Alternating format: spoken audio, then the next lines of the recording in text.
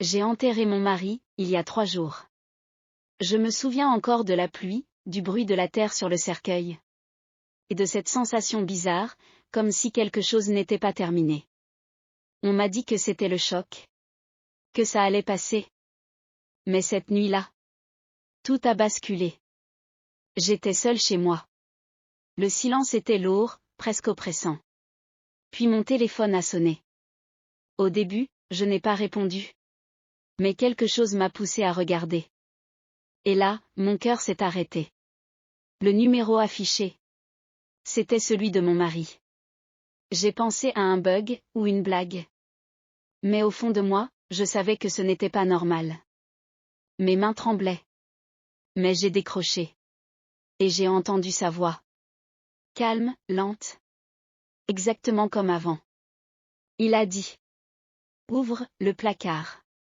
J'ai raccroché immédiatement. Mon cœur battait tellement fort que j'avais du mal à respirer.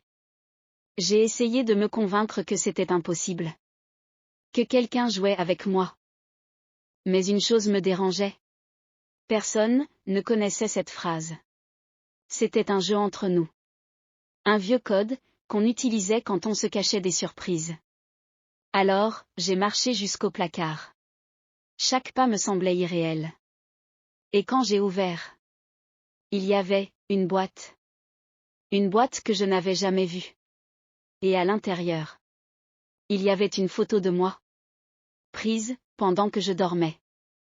N'oubliez pas de lire, elle a enterré son mari mais il ne l'a jamais quitté. Cette photo. Elle a détruit tout ce que je pensais savoir. Parce que ce n'était pas une vieille photo. Elle avait été prise, cette nuit. J'ai vérifié toutes les portes. Toutes les fenêtres. Tout était fermé. Alors comment? J'ai commencé à paniquer. J'ai fouillé la boîte. À l'intérieur, il y avait autre chose. Un téléphone. Un vieux téléphone, éteint. Et une note. Écrite de sa main, qui disait. Si tu vois ceci, c'est que j'avais raison. Je n'ai rien compris. Alors j'ai allumé le téléphone. Il n'y avait qu'une seule vidéo. Je l'ai lancée.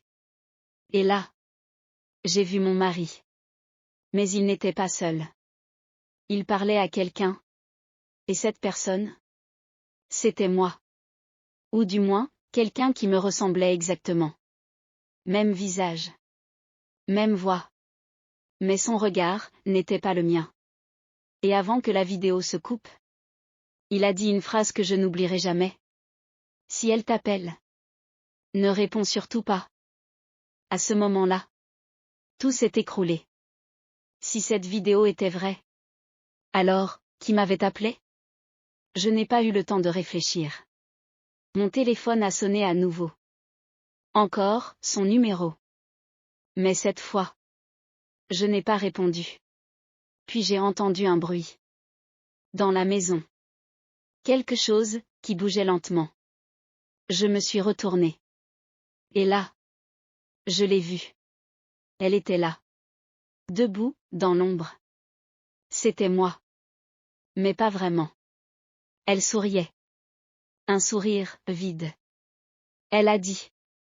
Tu aurais dû répondre. Je ne sais pas ce qui s'est passé ensuite.